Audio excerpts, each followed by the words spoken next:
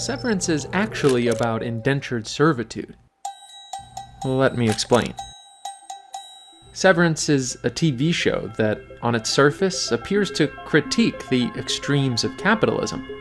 The beautiful sets that drip with Apple money showcase a company, Lumon Industries, that seemingly finds a way to exploit its employees by extracting maximum productivity from them via this groundbreaking and maybe evil procedure where they literally sever your work self from your normal self.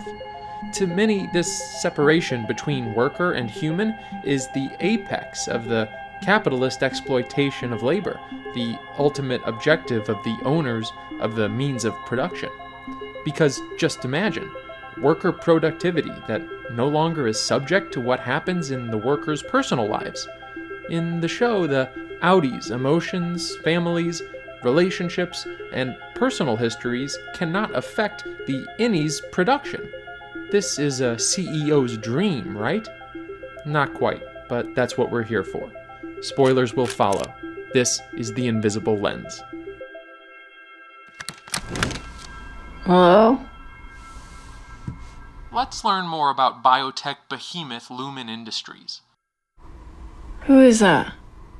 The founder is Keir Egan, and he acts as a kind of god or big brother. At Lumon Industries, workers become blank slates, so their stories can be rewritten within a controlled environment, an environment that he controls. It's suggested that Lumon is a large and powerful company with more than 100,000 employees and offices all over the world. From humble beginnings, Lumon grew to succeed in and even dominate medical technology and other tech fields. These are the 9 core principles of the company. Lumon employee number 4502, although his ID badge reads 08927, is Mark Scout, and he exhibits some of those core principles. He's a former college history professor, and this is a tasty serving of irony, given that the company tries to erase his history. Mark submits to the severance procedure after his wife dies, presumably in a car accident. The implication being in episode 1 that he was so distraught he agreed to be severed to dull his pain. I'm proud of you for taking that job. I really am. And I think she would have been too. I know she would have been. I just feel like forgetting about her for 8 hours a day isn't the same thing as healing. Mark's Audi believes he is a type of corporate historian working in the archives division. Yes, I'm in the corporate archives division, so... Oh, so you know all the dirty secrets. Not really. Well, Mark's work is sensitive enough as to require the severance procedure.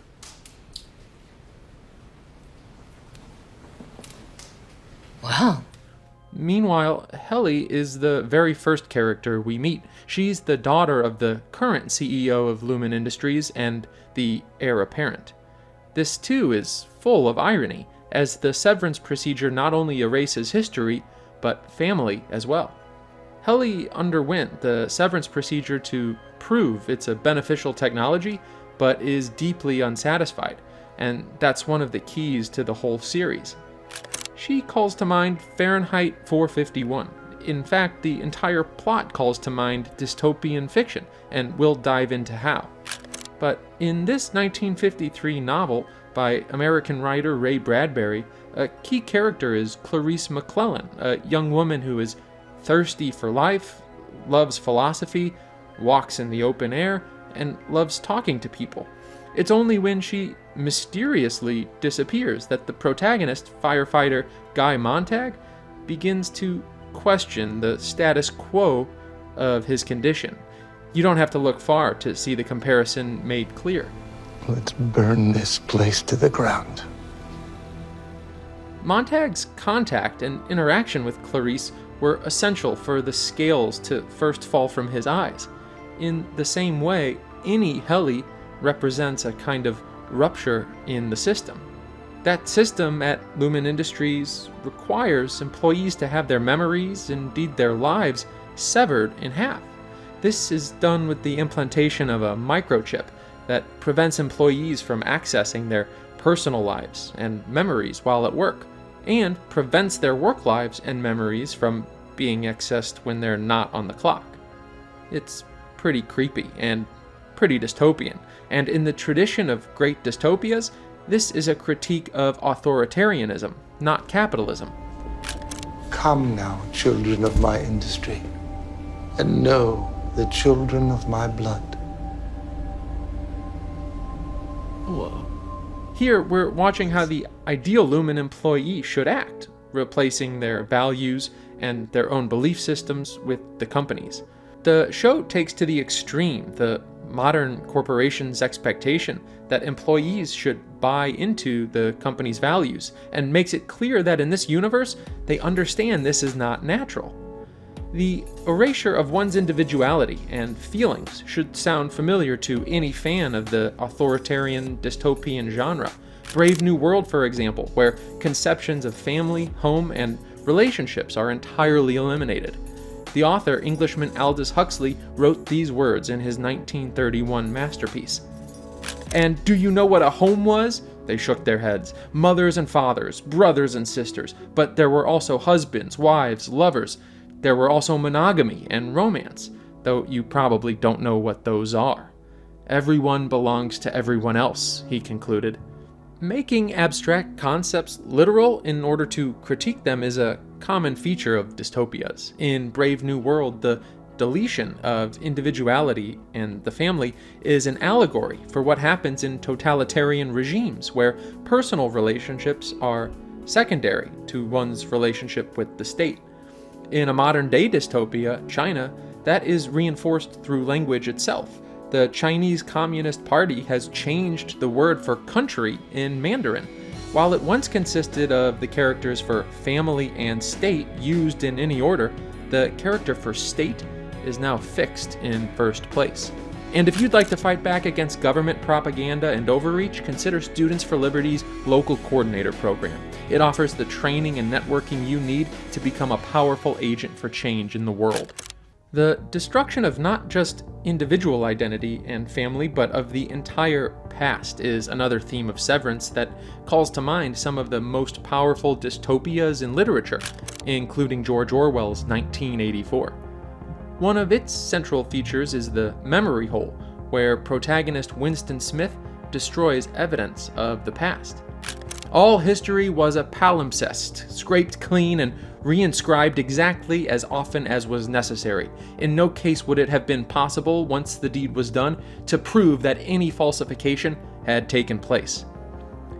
In a crucial moment, Winston finds definitive proof that the party is wrong, and worse than wrong, is hypocritical. Winston incinerates it to save himself, throwing it straight down the memory hole. This erasure of individual and collective memory is consistently the desire of authoritarian regimes, in real life and in fiction. Huxley's Brave New World has a similar theme. It portrays the British Museum massacre, where 2,000 culture fans are gassed. This is accompanied by a campaign against the past, by the closing of museums, the blowing up of historical monuments, by the suppression of all books published before AF 150. What replaces the past once it's erased? The constantly repeated narratives the ruling party wants to instill. You all remember, I suppose, that beautiful and inspired saying, "History is bunk. History is bunk." In 1984, the party's slogans are repeated constantly. War is peace. Freedom is slavery. Ignorance is strength. And in Severance, there's this super telling moment in episode 3, season 1. Forgive me for the harm I have caused this world. I am thankful to have been caught, my fall cut short by those with wizened hands.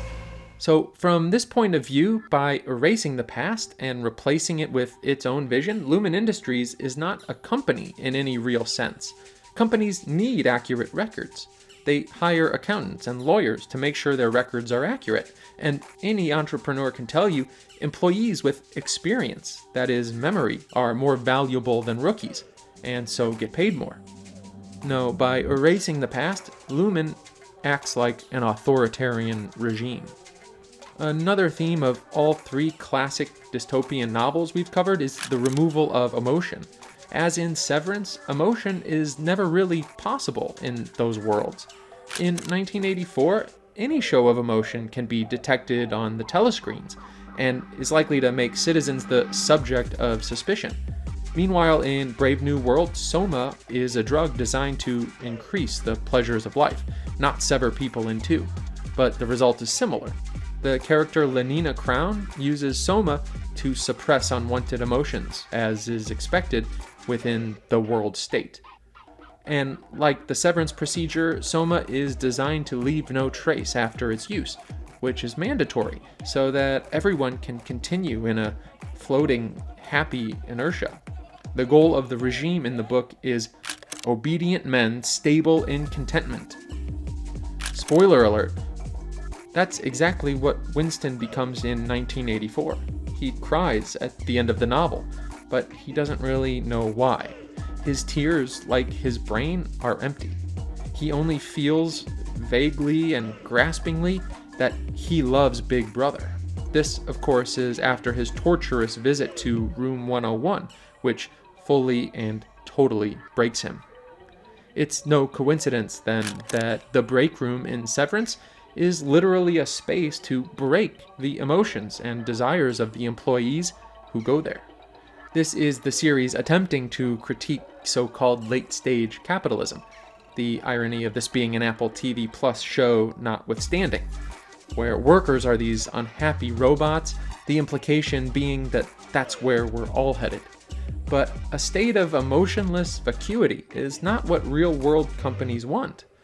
For more perspective, we spoke to Roy and Laura Ann Spencer, real-life entrepreneurs who co-founded the basement waterproofing and foundation repair company Perma-Seal.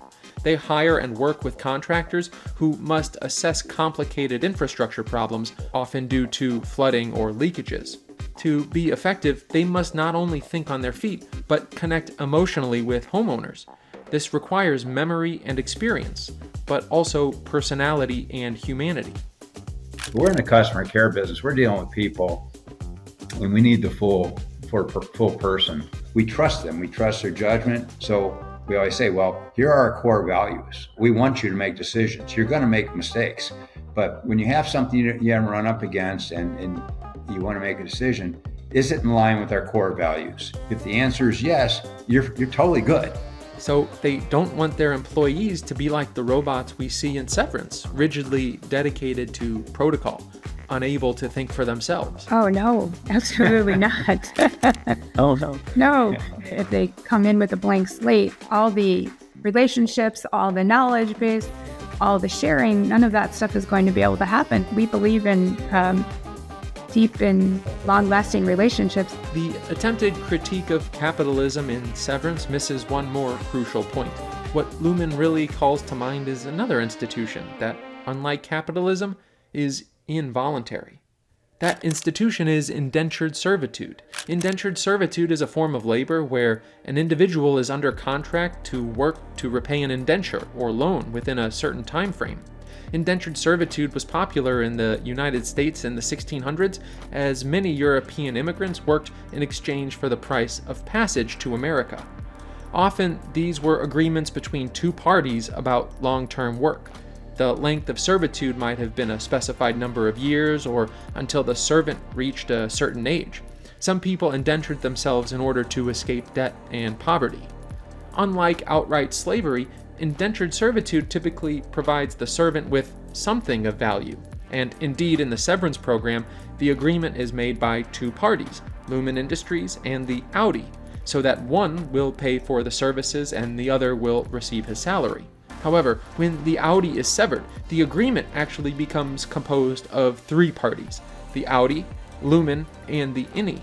In this context, the injured party becomes the Innie, who is the one who works but does not benefit from the salary and has no decision-making power. In this sense, the Innie constitutes a servant of his Audi, not Lumon. Today, indentured servitude is illegal in the US and banned in nearly all countries. It's not clear if the severance procedure is technically legal within the show's universe, though we know some fictional senators are looking to ban it, while at least one senator supports fully legalized severance. Either way, Severance's critique of capitalism misses this key point. The choice to participate in the severance program is up to the outie, and each outie has his or her motivations for staying. We might understand and agree with those motivations. Who could blame Mark for trying to dull the pain of his wife's death? We might disagree with those motivations. But that choice is a choice, and it's not up to us to judge. Above all, the outie can always decide not to return to work, just like any employee of any company can. And in real-world companies, employers know that, and so they generally try to provide good working conditions so their employees always want to return to work. We like to send our people home feeling good about what they did that day. And so when they go home, they can tell their family about people they helped, about the good things that happened at work and things like that. Hopefully they go home in a good frame of mind, so that elevates the family as opposed to coming back and it coming home in a bad frame of mind, or in the case of severance, and with a blank frame of mind. When employees feel good about their work, they are less likely to look for other jobs, less likely to resign, and are more likely to be productive. In this way, companies, out of their own self-interests, out of their own desires to boost their bottom lines, want employees to be happy. Severance, meanwhile, plays up a mistaken notion of capitalism that began in the brutal factories of the Industrial Revolution and the ruthlessly efficient assembly lines of the early 1900s. It's true, when Henry Ford invented the assembly line, he was thinking its main benefit would be to boost his bottom line. I think Henry Ford thought that at one time, and he came to learn better. You know, people aren't, even if they're on an assembly line, they're not robots. When he became aware and more empathetic to the workers' quality of life and things like that, and he raised their minimum wage, and they were happier, all of a sudden they became more productive. This is the reality of capitalism. It's not perfect, but ultimately it values people's desires above all. Customers' desires of what to buy, and employees' desires of where, how, and whether to work. That's not what Lumon Industries does. In the world of severance, memory erasure is the common connective tissue, and human personality and ingenuity have ceased to exist. Lumon Industries is not a capitalist company. It is an authoritarian regime from a terrifying dystopia that exploits indentured servants. I knew you could do it, Helly R. Even in your darkest moments, I could see you arriving here. In refining your macro data file, you have brought glory to this company and to me, Keir Egan. I love you. But now I must away, for there are others who need me around the world. Goodbye, Helly R, and thank you.